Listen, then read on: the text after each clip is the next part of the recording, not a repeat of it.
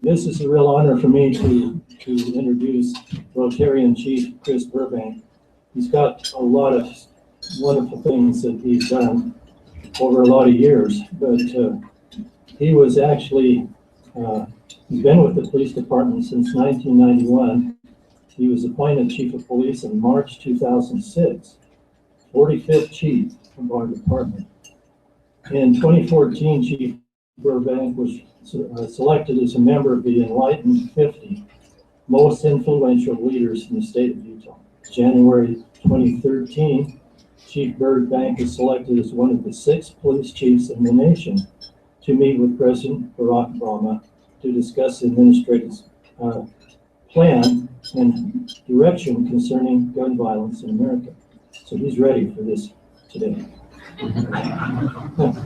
He was recognized in June 2013 by Utah National Guard with their annual Minuteman Award, which I got 2 of.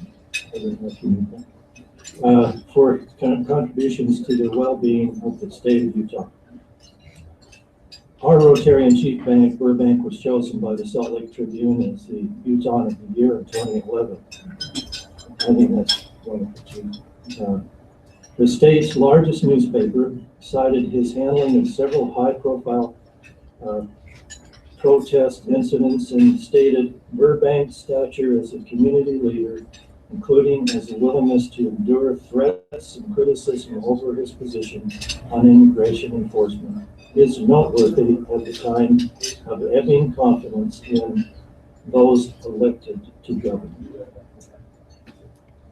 Another thing that I was really impressed with, and I know a little bit about Chief Burbank, he was the past first vice president of the Major Cities Chiefs Association, assembly of 75 largest policing agencies in the United States and Canada. Chief Burbank has a Bachelor's of Science degree, sociology from the U of U, and is a graduate of the FBI's National Executive Institute. Now, Chris has a rap sheet on me. You're going to tell everything? I won't tell the whole thing, but some of you know Senior Skippy was arrested twice at Rotary for indecent exposure. So you did it once, I think. Anyway, let's welcome our wonderful Rotarian Chief Chris Burbank. And he likes to walk around, so he's going to take his mic around. Let's welcome Chief Burbank.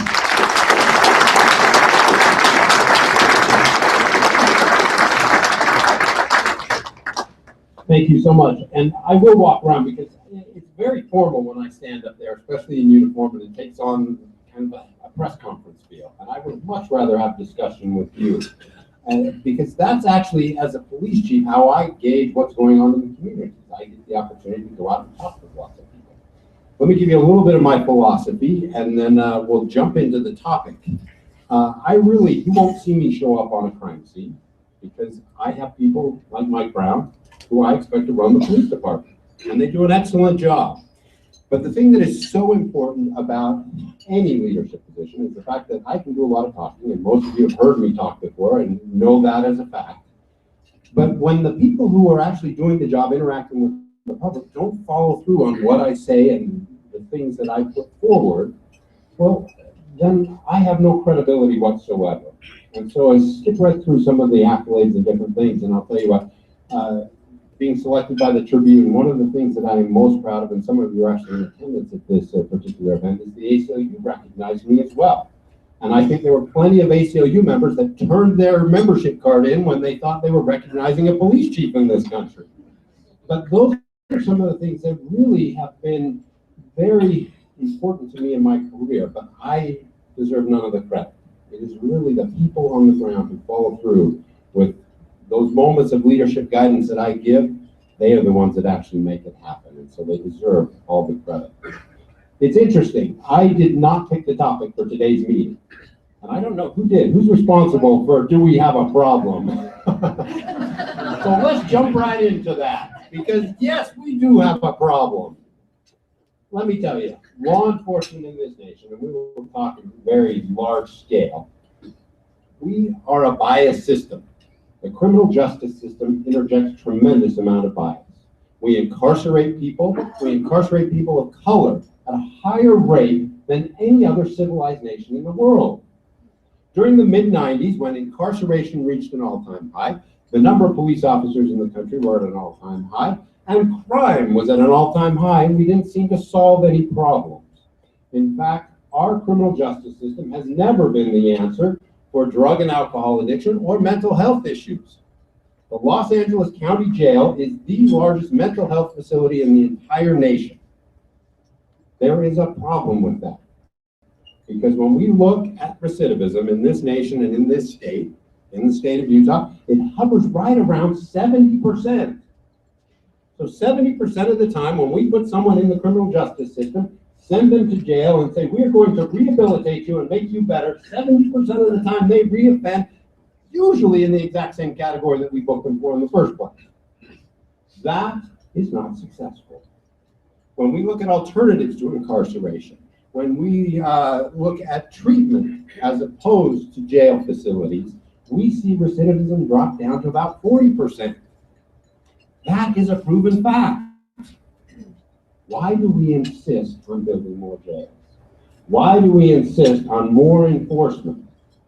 And this is a little bit of a challenge, and some people will certainly throw out that the police chief is dodging his responsibility in society, that policing certainly has a role, and absolutely we do.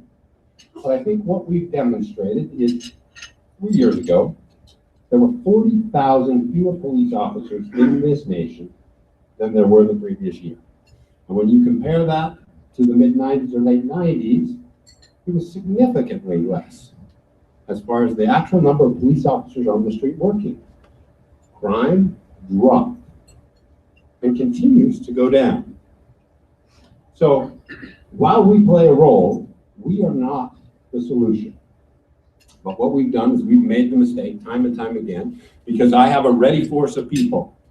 And when we invent new laws or ideas, or we have a problem that we identify in society, whether that's drug and alcohol abuse, whether it's immigration issues, whether it's racial issues or protests, we look at the police and say, yes, let's put them on this.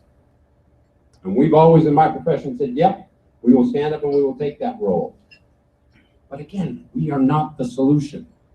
Where the solution lies is in the underlying problem of why people engage in criminal activity in the first place.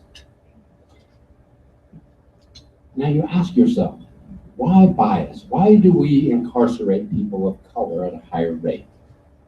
So if you look, we've gotten very good in society, especially in policing, at saying, okay, here's where the problem lies. And we have all kinds of dots on a map and say, this is where crime is occurring. And what do? We say, well, if we have crime there, then we want to put more police officers there. So we put lots of police officers in those areas that we identify. Well, crime is not a racial issue. In fact, that's been demonstrated time and time again in studies, surveys, and research. Crime is more an issue of economy, of poverty. But we identify areas and we say, this is a problem area. So I put more police officers there. They interact with more people at a much higher rate. Unfortunately, in our nation, in the cities, especially in large cities, those areas that are most economically depressed are where we find most people of color. And when we start to interject police officers in there and they start engaging at a higher level, we now, not only do we get those people who are engaged in serious criminal activity that we should be responsible for, but we also start to interact and we start to put people into the criminal justice system for mental health issues, for drug and alcohol abuse, and for minor low-level crimes. We see this take place in Salt Lake City. If I were to ask you, where do you buy drugs in Salt Lake City? Pioneer Park, of course. Right? Is that because Pioneer Park's a lovely place to sell drugs? Nice trees and shade? No, it's because we, for years and years, have identified that area as where the homeless population exists. And we tolerate people in and around the area not doing a whole bunch, gathering, sitting on the sidewalks. So now if I'm going to engage in criminal activity, especially the activity of selling drugs, well, it's a business. I want to go where I'm going to make some money. So one, some of those people down there have drug and alcohol addiction problems. So if I'm selling drugs, well, I want to go to some people who are going to buy some drugs. The other thing is, if I'm going to engage in criminal activity, especially selling drugs, I don't want the police to get in my business. If I take my activity and I put it in the high avenues, how many phone calls do you think the police department would receive? They would be endless. I take that activity, put it down and around where people are sitting around, nobody even notices. In fact, for years and years, until we started to build up that area as far as other activity, we drove by as a population and had nothing to do with it. It wasn't affecting us, so we're not going to be involved in that. And when the criminal element knows that nobody's going to call the police and let them know that they're engaged in criminal activity, they thrive. You look at our homeless population, right? We interject ourselves into their business all the time for loitering, urinating in public, drunk, disorderly, those low-level crimes. They don't want to interact with the police. Most of them have warrants. They're not going to tell us about the person. So now as a drug dealer, I make this gentleman hold my drugs. Because if I hold all that stash on me and the cops pull me over, well, then I lose all that. Or if he holds on to it, I give him a little taste because I know he likes it. Right? And if he steals from me, I take him out back and beat him. Right? I make this gentleman, Devin, hold my cash for me because I don't want the cops to steal all my money. Right? And he knows darn well he'll be dead if he steals my money. And so it perpetuates itself. Now, we start to naively think, especially in this group, and I'm not saying that in any mean way or mean-spirited way, but we start to think, okay, it's the homeless population who's addicted to drugs, right? Where most of the problem lies. So when we go in, it's no secret, when we do a drug operation, the first thing we do is we go in and we pretend to be purchasers of narcotics. We round up as many of the dealers as we can, and then we switch places and we become the dealers. So people come down to purchase dope and they're buying drugs from an undercover police officer. And many people mistakenly think that we're arresting lots of the homeless population there. Well, no, most of them can't afford the drugs. And so who we end up arresting are all our neighbors and relatives and friends and people who are very well-to-do. In fact, in the state of Utah, we led the nation in the number of prescription abuse. Now, there's a difference. These are people who are intentionally using prescription medication in the number of overdose deaths. In fact, for the last few years in the state of Utah and in the nation, that has outpaced traffic accident deaths. We currently have a tremendous heroin problem in the city of Salt Lake, in this state, and throughout the nation. Interesting enough, when Mike Brown and I hired on together, because Brown and Burbank sitting right next to each other throughout training. But when we hired on, it was very hard to find heroin. In fact, they'd call up the rookies and say, come over and see some heroin, because there wasn't a whole bunch of it to be had. Right? Cocaine was primarily the thing driving everything. Well, what we saw is this tremendous appetite, especially in our culture, for opiate medication. Oxycontin, oxycodone, right? And the abuse thereof. And we started saying, oh, there's a problem. In fact, I was elected chairman of a group to address prescription abuse. We went to all the doctors and we said, boy, you're overprescribing. You need to be careful with what you're doing. We went to everybody in the community and said, don't be throwing it away. Get it out of your medicine cabinet. Don't let young people steal it. So we started to dry up that resource. Well, we had all kinds of people who were addicted. We drove the price of Oxycontin up to about $80 a tablet on the streets. $80 for one tablet. Well, I can't afford $80 for one tablet. I can get heroin for $10 a chip. But the problem is when you start to use heroin, right, you never know what you're getting. It's not a nice time release formula that goes into your body over time and gives you a sustained high. It's one that may be very spiky. So now instead of once or twice a day, we're now hitting it 3, 4, 5 times a day. In fact, we catch bank robbers. I don't know why anyone would commit a bank robbery. About 98% of the people who commit bank robberies we catch. So we've had a lot of chance to interview bank robbers. Why in the world would you commit a bank robbery? Well, the FBI did a study of our bank robberies in the last year. Over 80% of those individuals were heroin addicts. That have basically got to get it. And so they're out committing bank robberies, knowing that the chances are pretty good they're going to go to jail. In fact, doing silly things like walking in a bank and handing them a note and say, "Give me all your money, I've got a bomb on me." I mean, with all the cameras, all the surveillance and everything else, they become so desperate. In fact, we have drug cartels on wires saying to the people who are supplying the drug, "Don't sell anything but heroin, because we make so much more money." What used to be in Salt Lake City about 5 steps removed from a drug cartel. That means that in Mexico, South America, the drugs are produced, they go through 4 or 5 people before they actually hit the streets of Salt Lake in order to get in. The profit margin is so important now to the drug cartels that we are 2 steps away from major cartels in Salt Lake City. They send people of very high level importance to them into the state of Utah, into the United States, in order to ensure that the heroin supply works very well. And it is a significant problem. And again, it's across the board. In fact, I just recently saw on HBO, there was a study done of college athletes who had used prescription medication in order to deal with the pain and recovery in order to get back. And when they left college athletics, had a very significant drug addiction. I've had police officers that have lost their careers because of their addiction to drugs, and mostly starting from injuries. And so this is a significant problem that, again, is leading out. And so we start to identify and start putting people in these areas. And then we interact with more people, right? If we were to take that same police focus and put it anywhere in the city, right? People who have means, who speak English as a first language, engage in domestic violence. They drive intoxicated. They use narcotics. But we are not interacting with them because we do not put the same level of police enforcement in place. And so we set up a very vicious cycle that once we start people down the road in the criminal justice system, it is very hard to recover.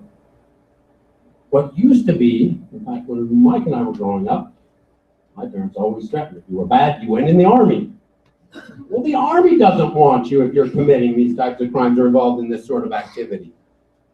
There's very few places now that don't conduct extensive criminal history background and checks. And so people do not have opportunities to break out of this cycle.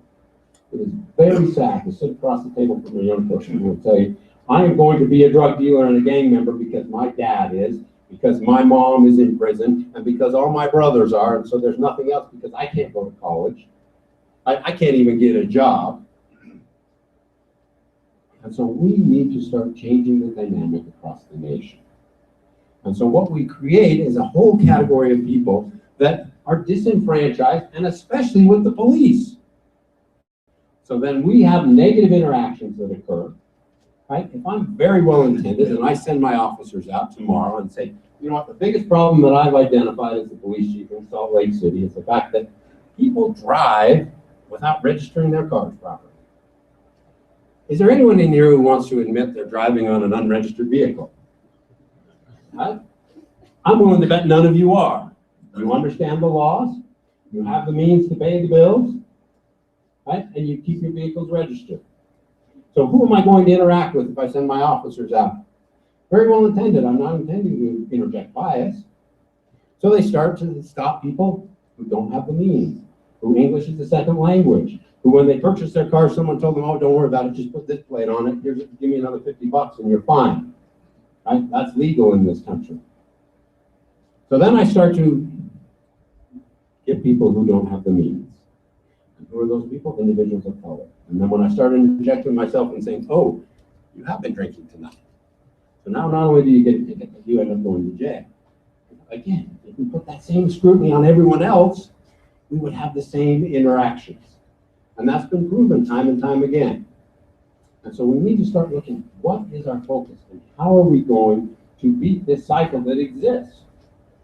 Because again, if we were tremendously successful, if we could all point and say the incarceration rate in the United States has driven crime to an all-time low and we don't have any more violent crime occurring, well, every single day, 540 people lose their lives to violence in the United States.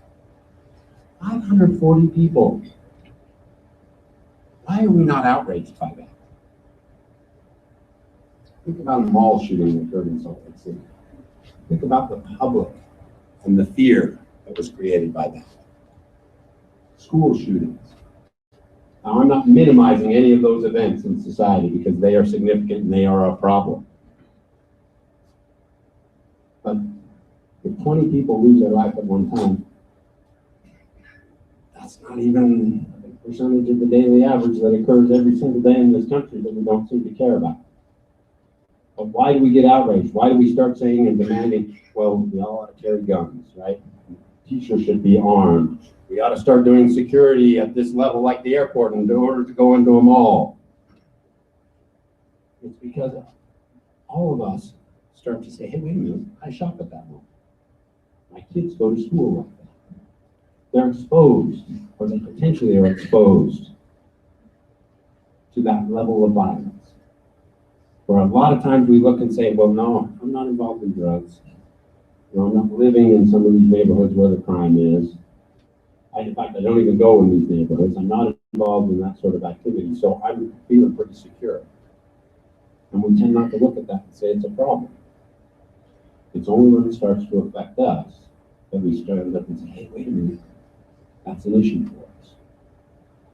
And again, I'm not saying that that's not a reasonable outcome, but it's something that we should start to look at and say, okay, how can we do better overall? Okay, with that, I would much rather, I'll let you guide the discussion. So you know there's no ground rules to this whatsoever. I will answer any question, please. Before you talk about how to solve problems, for example, organizations give money over time for drug driving, and I've been on several drug driving tests with the highway patrol and others now.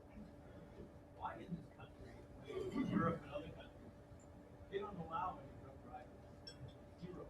Why do we allow that here? Yeah. So the question is about drunk driving.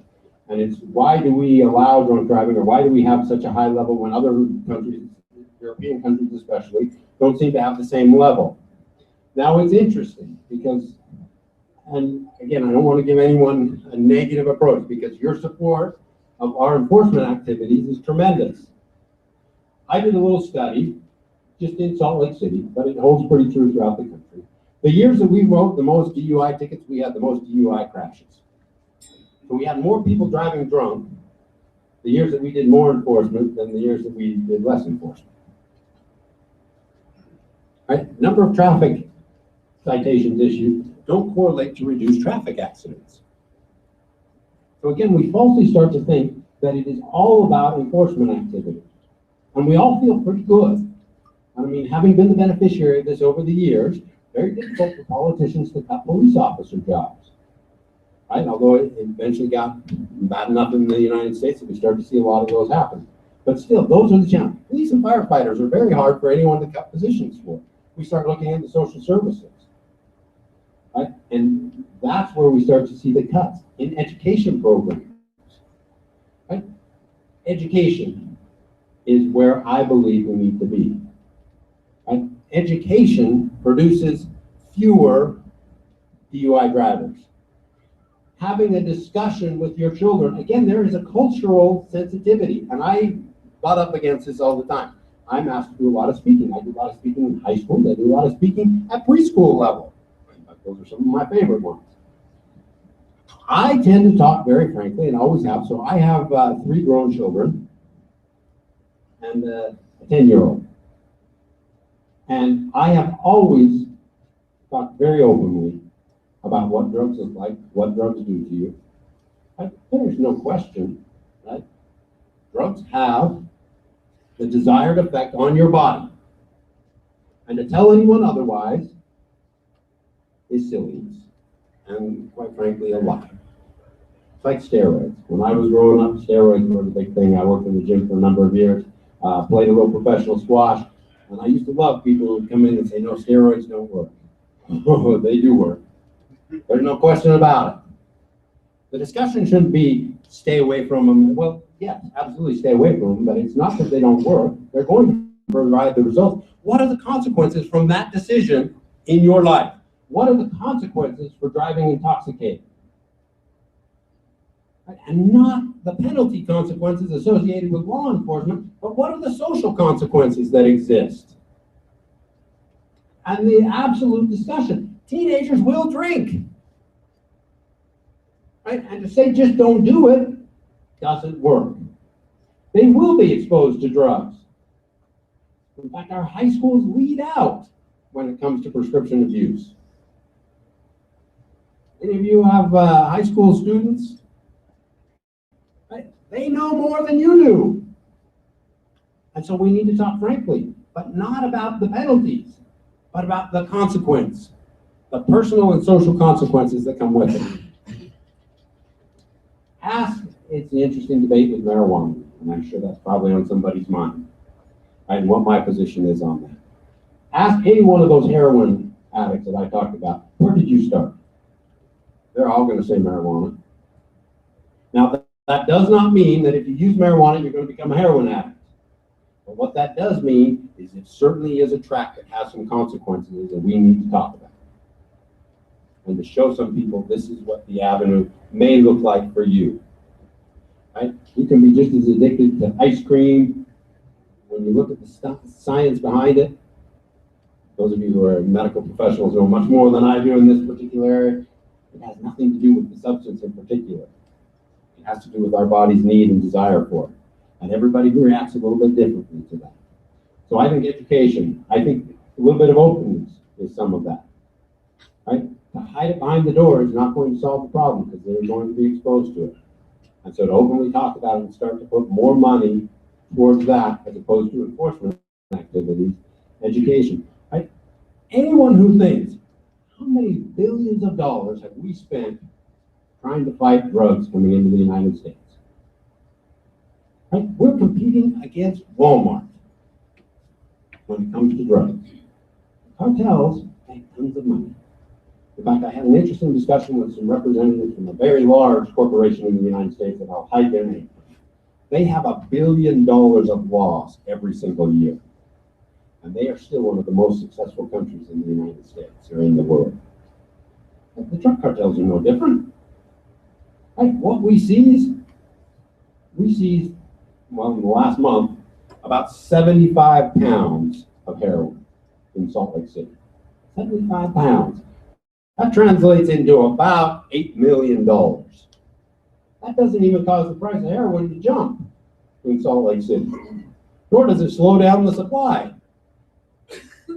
So until we start to address the demand side, we're never going to, somebody's always willing to step up and take the risk in order to make the money. So we just need to start to change our thinking in order to address some of these social issues, is my personal opinion. Please. How do we change this behavior when young people get stopped by policemen and they run, or they start attacking the policemen? So let me start by saying this. The question is, how do we stop this dynamic of young people fighting, resisting, running from the police, and then ultimately ending up in police use of force? I do not condone, nor should any police officer in this nation, some of the activities that you have seen lately on TV. That is absolutely wrong. My profession is a very difficult profession to work in. The scrutiny that exists on police officers. Interestingly enough, this whole dynamic of filming police is nothing new. Right? I remember a number of years ago, the incident Rodney King in Los Angeles, and that famous wasn't even 30 seconds of video. Right? We have been accustomed to being filmed always and having that put out. So it's not a new dynamic. But what we are seeing is we see some very poor judgment used by police officers. And there are individuals that should not be police officers. I spent a day in Ferguson last week. And I do a lot of kind of consulting and evaluating for policy practice and procedures throughout the country. And when you go into a community and you start talking to individuals and they talk about how garbage in, garbage out, referring to a neighborhood, that there's no hope, that it's a battle, right? It's a battleground, it's a battle zone, and that's both sides. I don't know how you prevent some of that from occurring. because there is no trust. What we need to do is change how we police. Some of that is exactly what I talked about. Right? How do we de-escalate our interactions with the public? What is important? So the award I received from the Tribune talked a lot about the response to protest groups. And so if you remember, there was the D. Christopher trial that was taking place in Salt Lake. And at one point, we had probably 200, 300 people show up. But the day the verdict came out, because it had gone on so long, the crowd had dropped to about 100, maybe 75. And, there was probably 35, 40 people who decided to sit in the roadway at 4th South and Main Street, blocking the track train, blocking the exit of the community about 5:30 at night. And we responded, and we let them sit there for a while.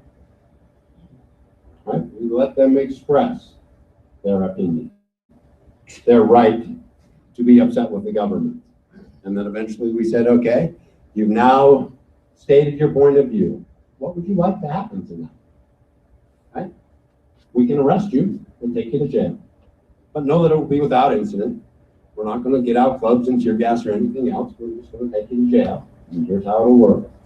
You can receive a citation, right? Because if you want to send a message that you were arrested for your cause, absolutely we'll facilitate that. You get a citation and you walk down the road, or you can just stand up and leave.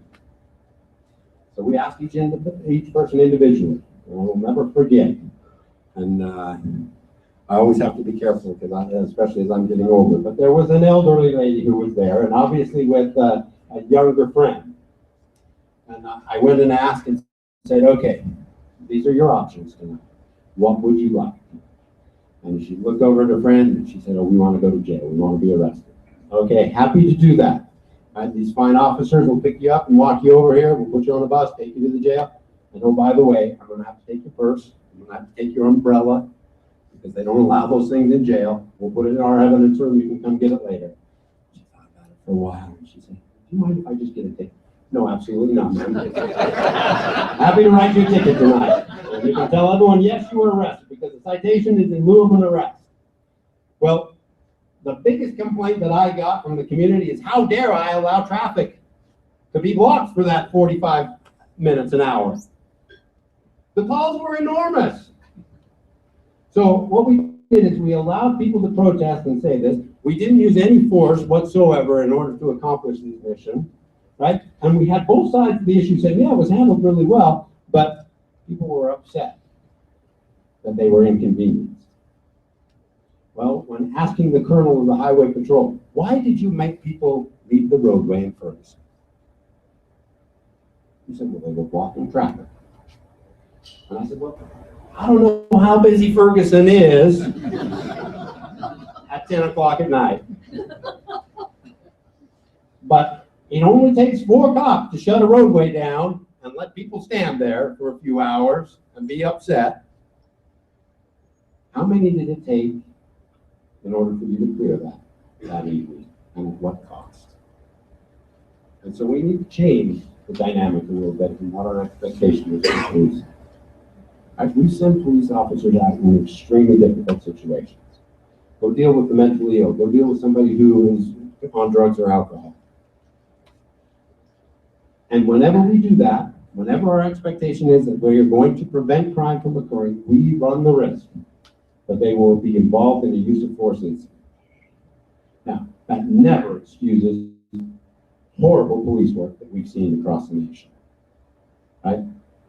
That doesn't excuse horrible police work from my people, who I've fired several for inappropriately using their authority. But we run the risk that that is going to happen. If we do not want that to occur, we need to start to evaluate what we send our police officers out on. Even to the extent, if we say that it is because of traffic stops, right? Because as you look, most of the circumstances that we get involved in with use of force, it's an unknown situation. Right? It's very rare, it does happen, that we respond on a bank robbery and then the incident occurs. It's usually these unknown circumstances. Right? I've had 2 police officers shot last year just making a traffic stop. Gentleman in the passenger seat, well, he committed a homicide in California. My people didn't know that. fact, I don't even think it would have shown up on the screen because they were still investigating. They just stopped the car. Well, he thought they were there for him. Jumped out and shot the 2 officers before they responded and took their business. Well, if that's where we see the most risk, then why are we doing traffic stops? Especially in light of we start looking, well, we're not slowing people down. I can accomplish the same thing by putting a police car with no officer in it, turning the lights on at an intersection, everyone slows down. I don't need an officer to even have interaction on those types of things. And so we need to start asking ourselves as a society, what is our expectation for the police? Like, what do we want that outcome to be? And that's what the discussion needs to take place. Unfortunately, now in the country, there's too much anger. And again, in some cases, very rightfully so. I will never minimize. In fact, if one of my children were killed by a police officer, I would demand to know exactly why and did they do the right thing. But we make a mistake in this country that's a very difficult one to look at.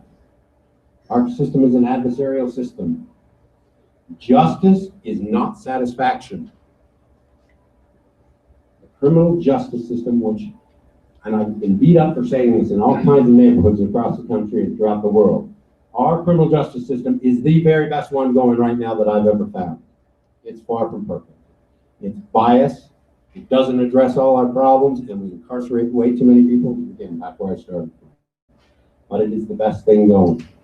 And in every single circumstance, we have a prevailing party and a losing party. And Chief Burbank, I think on that note, we'll need to end. Otherwise, we could go on. I could go on forever. One quick thing. We enjoy tremendous safety in this community. We are far from perfect, but it is because of the interaction and the confidence and the ability to have dialogue, even when it's heated dialogue, that separates us from some of these other parts of the nation. So thank you very much, because your support is tremendous always. Thank you.